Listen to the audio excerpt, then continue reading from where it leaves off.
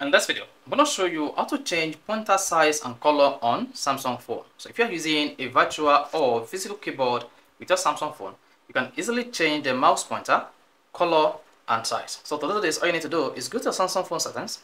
One of the settings, you want to scroll down and click on accessibility, then click on vision enhancement, scroll down, and click on point and size color. Here, you can just increase the pointer size by increasing through this reader. So this is increasing.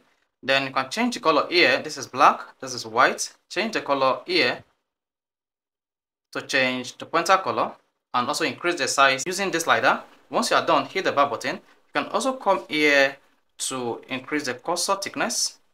So you can increase the cursor thickness here. You can not only increase the pointer size and color, you can also increase the cursor thickness on your Samsung phone. So this will affect physical keyboard when connected to your Samsung device. So if you found this interesting, or now you can easily increase your Samsung phone pointer size and color, you want to hit the button, do not forget to subscribe to the YouTube channel for more quality videos just like this.